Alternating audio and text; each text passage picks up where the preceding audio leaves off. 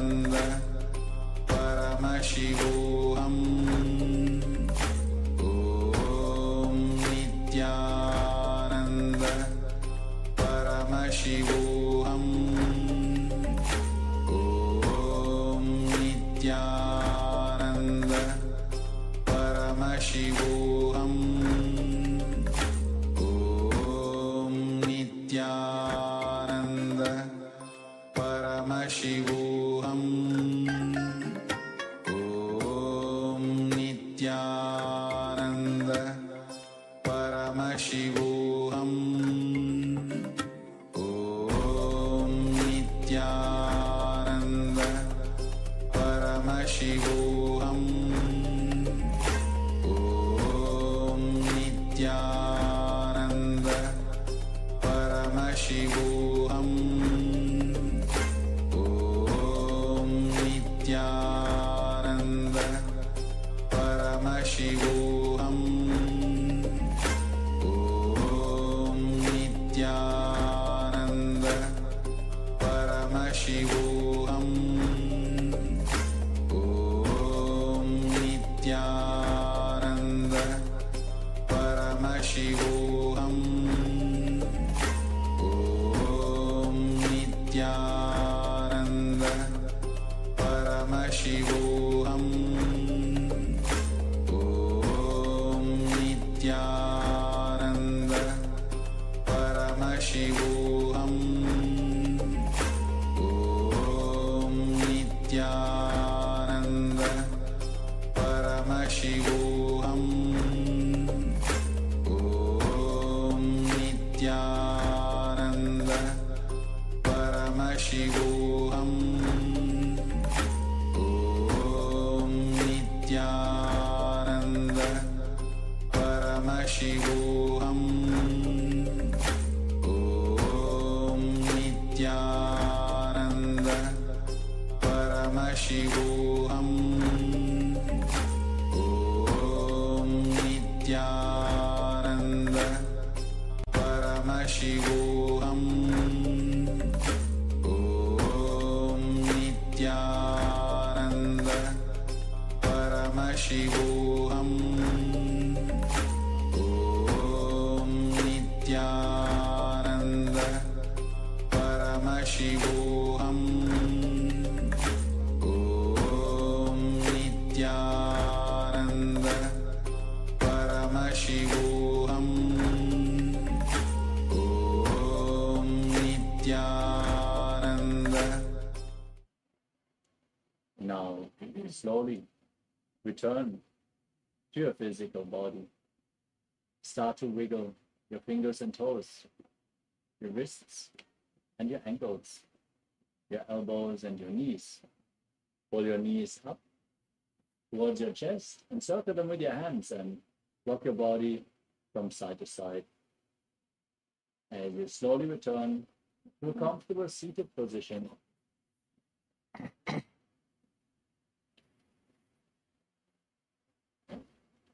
congratulations! You completed the Pratama Vinyasa Krama, the first 108 asanas. With this, we are going to conclude the yoga session for the Paramashivoham Level 1 participants. Thank you so much for joining and participating sincerely in this yoga session. The next Acharya is going to join and start the next session very soon. For the Paramashivoham Level 2 and 3 participants, let us now move on to the next asana of the Dvitiya Vinyasa Krama, which is Yathasana Ishtasana. Now, sit in a posture that brings ease to your physical and mental space. Any comfortable asana is okay. Place your hands on top of the knees in Bindu Mudra. And visualize Swami in your inner space as you breathe in Samana Kumbhaka. Inhale into your stomach and visualize a flame rising up your spine. Perform the Mula Bandha and chant Om Nithyananda Paramashivoham internally. Visualize the japa rotating around your throat in Yathasana Ishtasana. पर्यङ्कं तत्समाख्यातं यथसंस्थं यथा स्थितिः. Next up is Samasana. Now, sit in a cross-legged posture with your hands on the knees in Bindu Mudra. Visualize Swamiji in your inner space as you inhale and exhale deeply again and again in this asana. इदानीं गर्भिणीनां योगाभ्यासो यथा लघु सुखप्रसवलाभाय प्रोच्यते प्राक्तने पथि.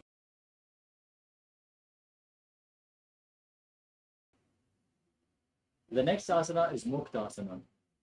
Now place the left heel against the perineum and the right foot on top of the left.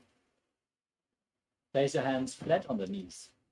Gaze to your nose and visualize yourself as a sage liberated by the Supreme Pontiff of Hinduism. निपीड्य सेविनीं सूक्ष्मां दक्षिणेतरगुल्फतः वामं यां येन गुल्फेन मुक्तासनमिदं भवेत्.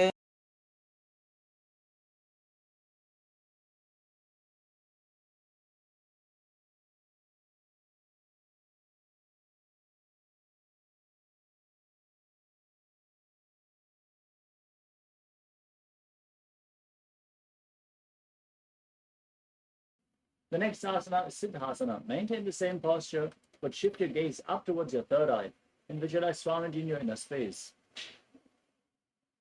स्थान संयमितेन्द्रियो चलदृशा पश्यन् भ्रुवरन्तरं चैतन्मोक्षकपात भेदजनकं सिद्धासनं प्रोच्यते.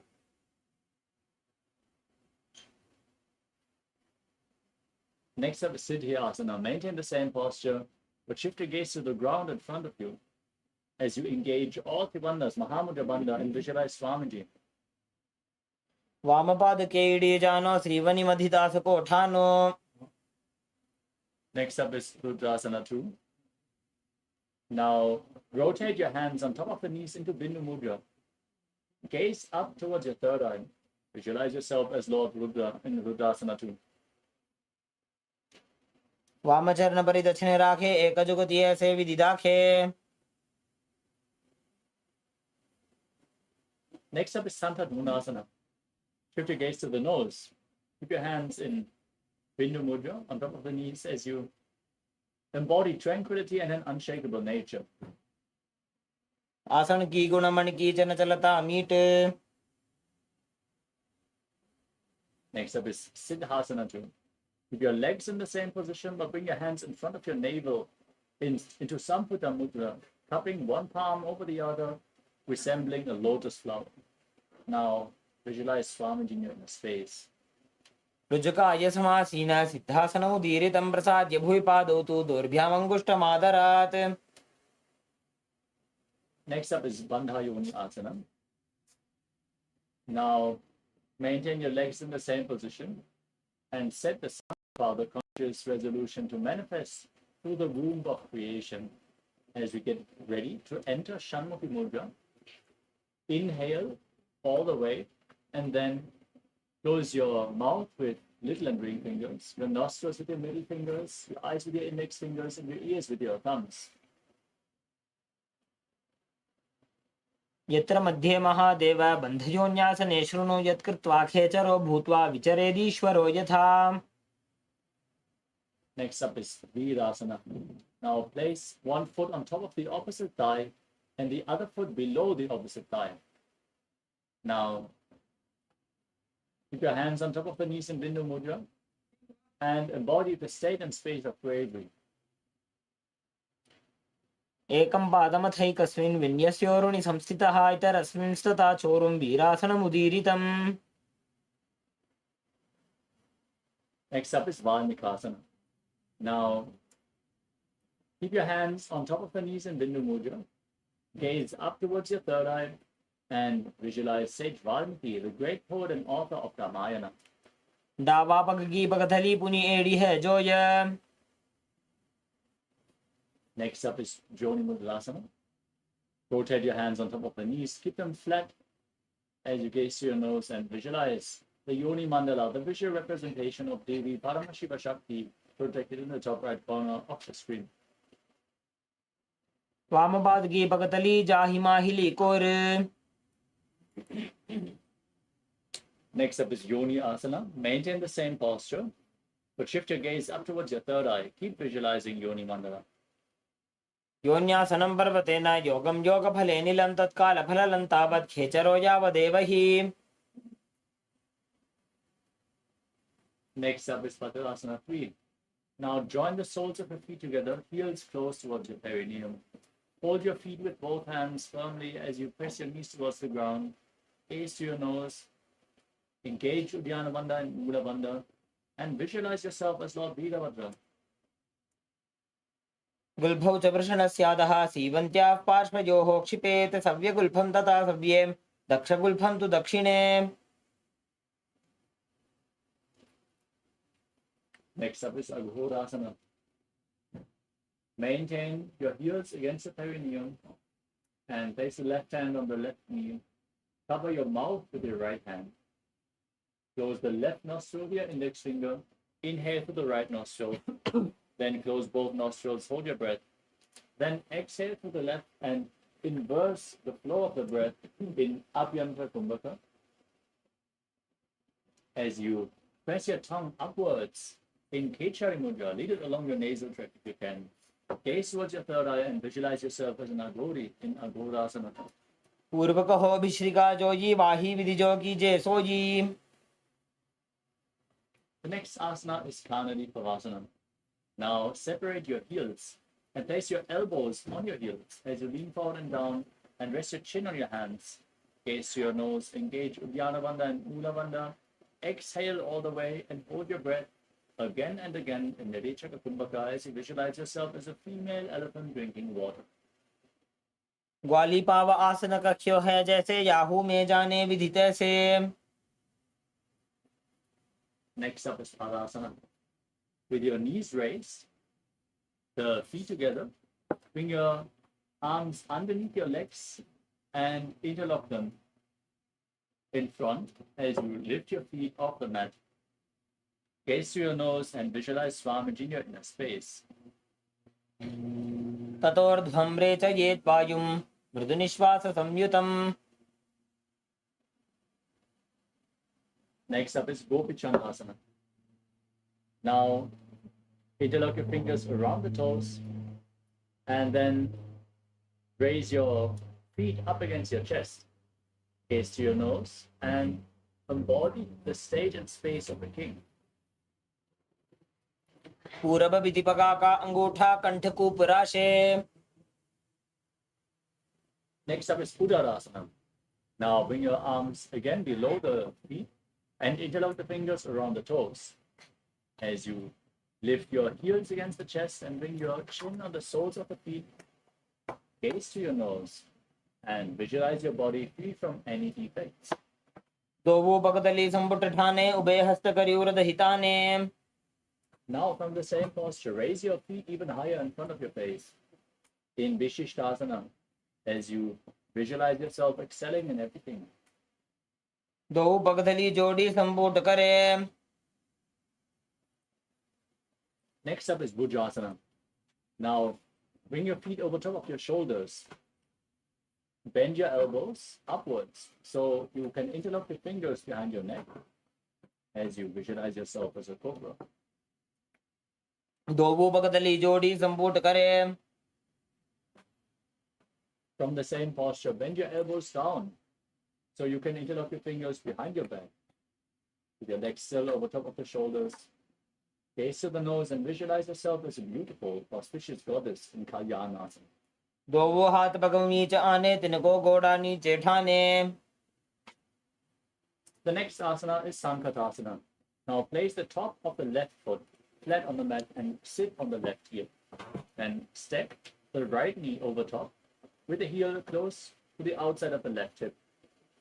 Place your hands on opposite knees and gaze in Vaishnavi Mudra without focusing on any external objects.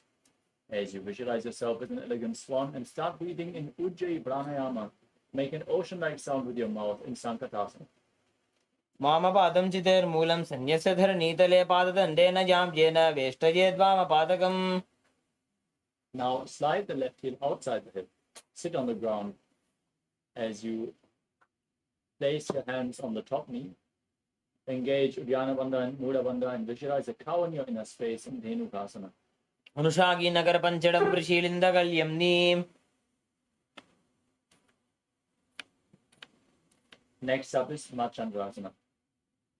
Now place the right foot onto the left thigh and the left foot onto the right knee.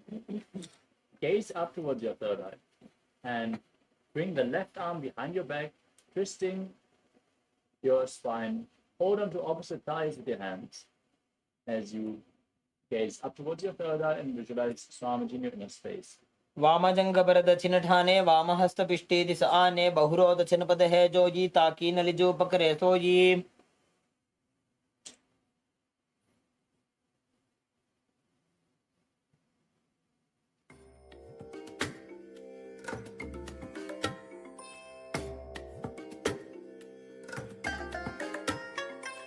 I bless you all. Let you all open all your three eyes and manifest the powers of Mahasadashiva. Om Nithyananda Paramashivoham. Om Nithyananda. Yes, sorry for the technical glitch. Let us now continue with the next asana of the sequence, which is Machandasana 2. Keep your right foot on the left thigh and the left foot on the right knee. Hold onto the big toes of Prana Mudra as you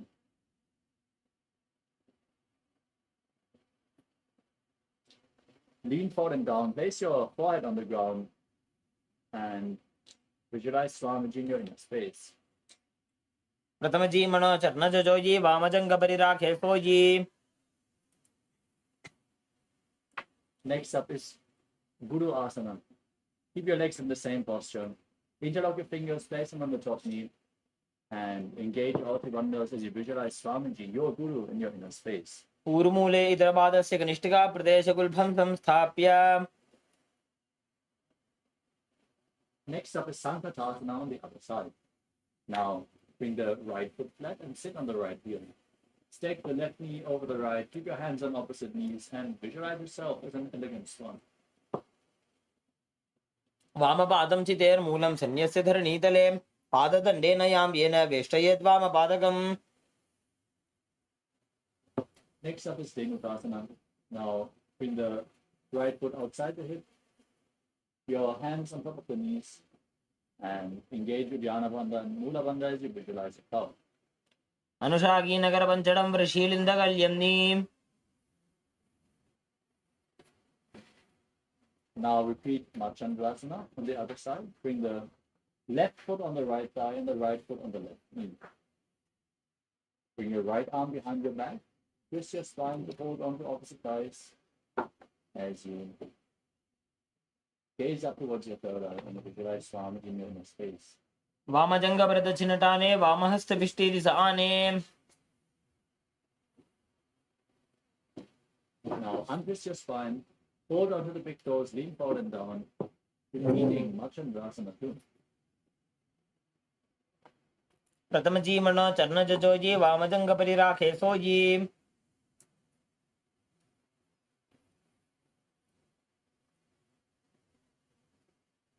Now interlock your fingers and place them on the top knee as you visualize Swamiji, your Guru, in your inner space, and Guru Asana, engaging all your wonders. पूर्वमूले इतरपादस्य कनिष्ठिका प्रदेशगुल्भं संस्थाप्य.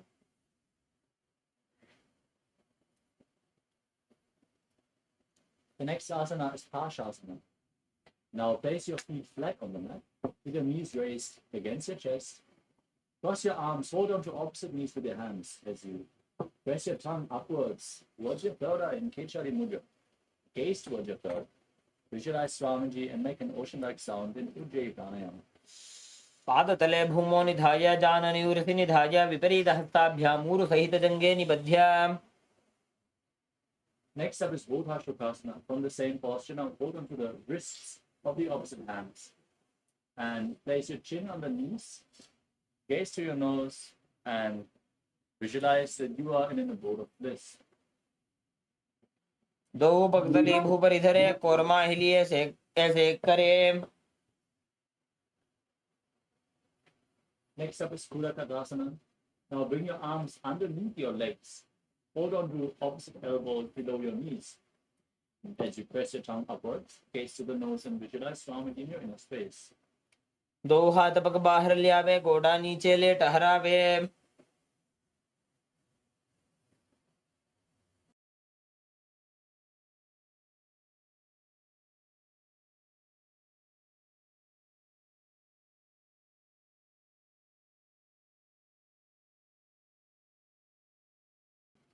Next up is Sumati Asana. Now keep holding on to the elbows below your knees as you cross the right ankle over the left, toes pointing up. Gaze to your nose and visualize the great sage and Maharishi Sumati in Sumati Asana. मूलद्वारी धरती परिठाने डावा पग परिदक्षिपद आने. Next up is Dandasana. Now extend your legs forward. Keep them straight as you raise your arms up above your head. Interlock your fingers with the wrists pointing outwards as you engage all the bandhas. Gaze to your nose. Keep your tongue up in Kichari Mudra and visualize Swamiji in your inner space in Dandasana. इदानीं गर्भिणीनां योगाभ्यासो यथा लघु सुख प्रसवलाभाय प्रोच्यते प्राक्तने पथि।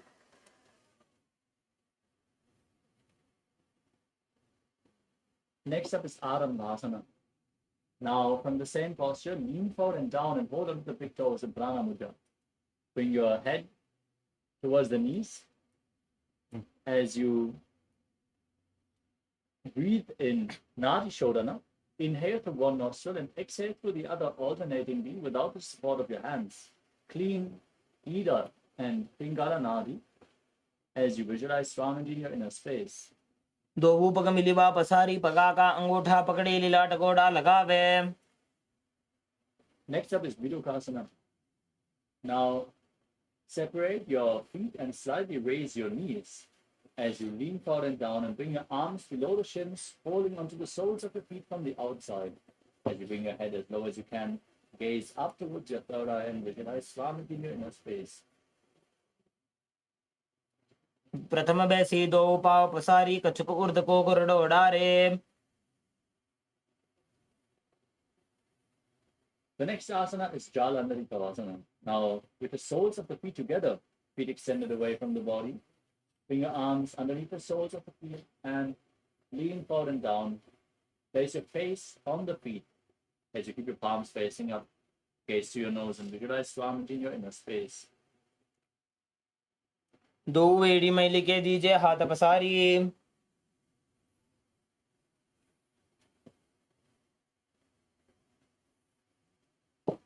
The next asana is Urdhva Paschimottanasana. As you keep your legs extended forward,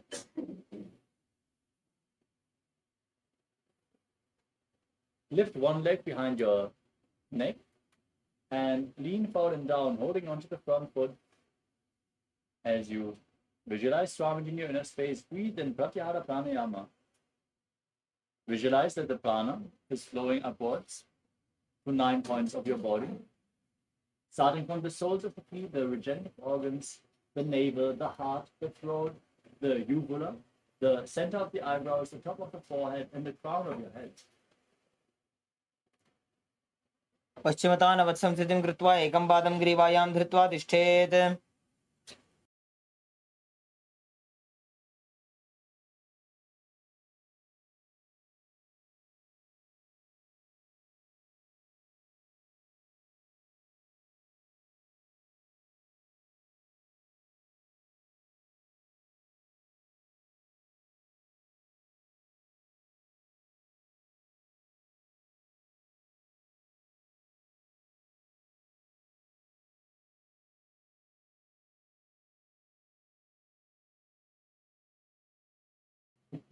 The next asana is Anantasana. With your leg behind your neck, now lean back. Extend the opposite leg forward as you gaze through the nose and hold onto the feet with the opposite hand behind your back. Visualize you are infinite, endless, eternal. उत्तान शयनी एकैकं Pai ग्रीवायां विन्यस्य. The next asana is Ankushasana. Now roll onto the side and gaze through your nose as you feel in complete control. उत्तान शेत एकैकं पादं ग्रीवायां कुर्वन्. The next asana is Tridushasana. Now lay on your back and pull your knees up against your chest and circle them with your hands and rock your body from side to side. Squeeze your body into a ball, relax your back, and visualize Swamiji in your inner space as you visualize the prana flowing up along your spine in Pratyahara Pranayama. उत्तान शयनं जानुनि हृदयवष्टम्भ जङ्घासहितो ऊरुनिकरद्वये बद्ध्वा सव्यापसव्यं लोडयेत्.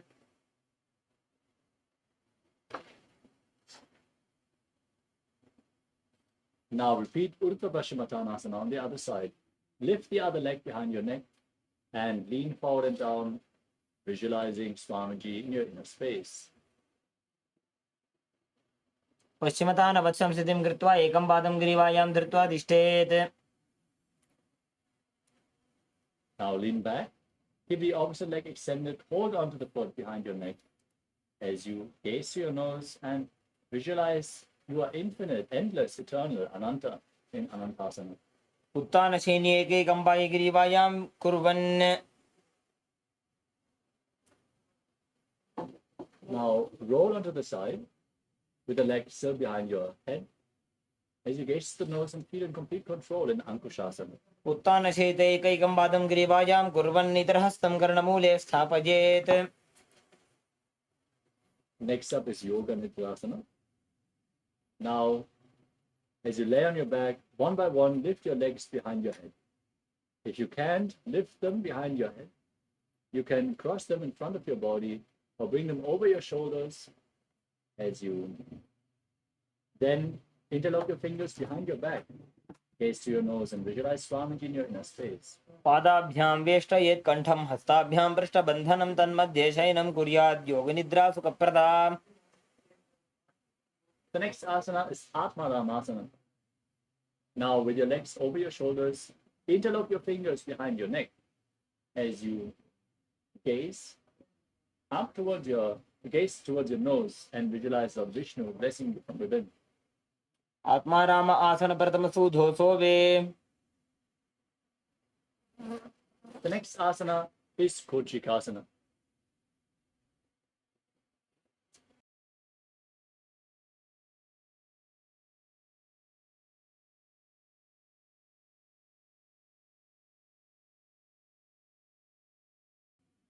Now lay on your back and pull your knees up against your chest as you extend your arms out to the side at shoulder level. Then keep the soles of the feet facing up and gaze to the nose.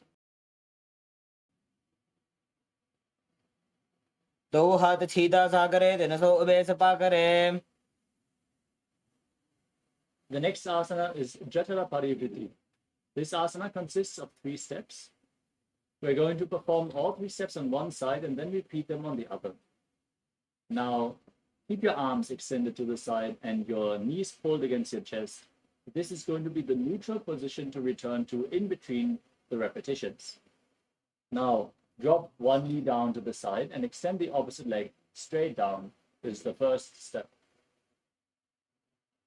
Then bend both knees to the side. This is the second step. And then extend both legs to the side, hold onto the feet and gaze away from the feet. This is the third step. Throughout this whole process, visualize Swamiji and perform the Mula Bandha. Now, again, bring your knees against your chest for the neutral position. Drop the other knee to the side, extend the opposite leg down. Step 1. Bend both knees to the side. Step 2. Extend your legs to the side, hold onto the feet and gaze in the opposite direction. Step 3. परिवृत्ति कुक्षि भागे त्रिधा हि परिकीर्तितः बद्धकोणं सुप्तकोणं ऊर्ध्वकोणम् अथापि च. The next asana is Dviparapitam.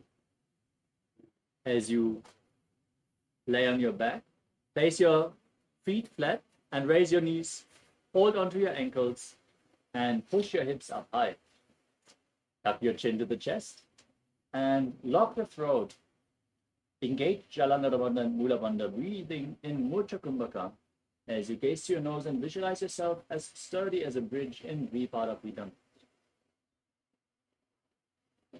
प्रतिक्रियायुतं द्वन्द्वपीठः सर्वबलप्रदं गर्भिणीनां दुर्बलानाम् इति Gargi जगादनु.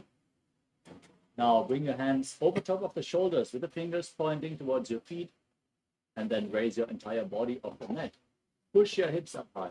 Walk your hands and feet closer together as you visualize yourself as sturdy as stone furniture. Breathe in Sahaja Kumbhaka through your nose in Paryankasana.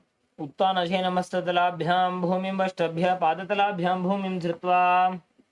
Lay down on your back and pull your knees up towards your chest as you place your hands on the shoulders. Move your hips in a circular motion, visualizing yourself as a dog playfully rolling around on its back in Shvotanasana. शरीरं संस्थाप्य जानुनी सम्मील्य नाभुवानीय. Next up is the Viparita Karani. Now keep your arms flat on the mat and raise your hips and legs up high. Point your toes upwards. And rotate your legs in a circular motion. As you engage Chalandravana and Moolavanda, visualize Swamiji in your inner space. भूतले सशिरो दत्त्वा खेनये चरणद्वयं विपरीतकृतिश्चैषा सर्वतन्त्रेषु गोपिता. Now stop the movement of your legs. Point the toes upwards in Viparita Karani to intensely increasing your Jataragni, the digestive fire. करणी विपरीताख्या सर्वाधिव्याधिनाशिनी नित्यम अभ्यासयुक्तस्य जाठराग्नि विवर्धनी. Now lower the toes down over top of your head. Place the toes on the ground and interlock your fingers behind your back in Parashamudra, placing them on the ground. Now breathe in Mocha Kumbhaka with Jalandravana and Moolavanda engaged as you visualize yourself as a plow in Nangalasana. नरकासने स्थित्वा नासिकाप्रदेशे भूमौ पादपृष्ठे स्थाप्य. Next up is Shaita Paschimottanasana. From the same posture, now hold onto your feet above your head. Keep the toes on the ground. This is one of the 84 asanas revealed directly by Lord Paramashiva himself.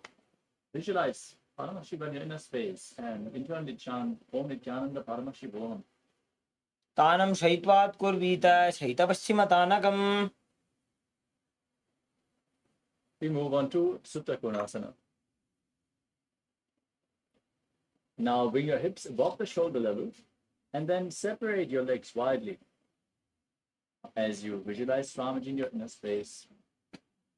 Breathe in Mocha Kumbhaka. परिवृत्ते कुक्षि भागे त्रिधा हि परिकीर्तितः बद्धकोणं सुप्तकोणम् ऊर्ध्वकोणमथापि च.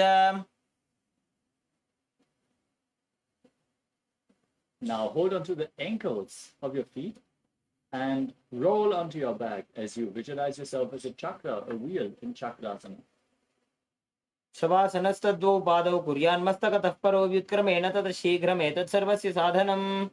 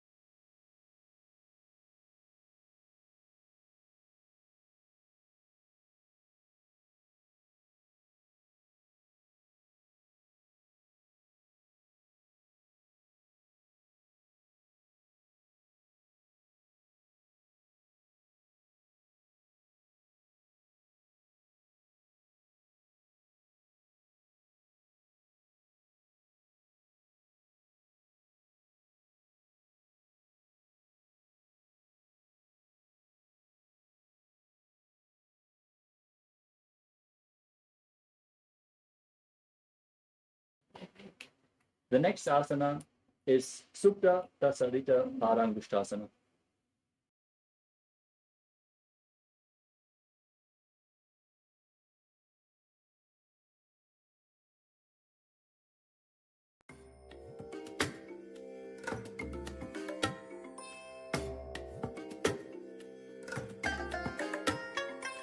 I bless you all.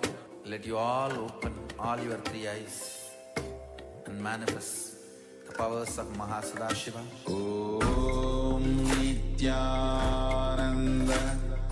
Paramashivoham. Om Nithyananda Paramashivoham. Om Nithyananda Paramashivoham. Om Nithyananda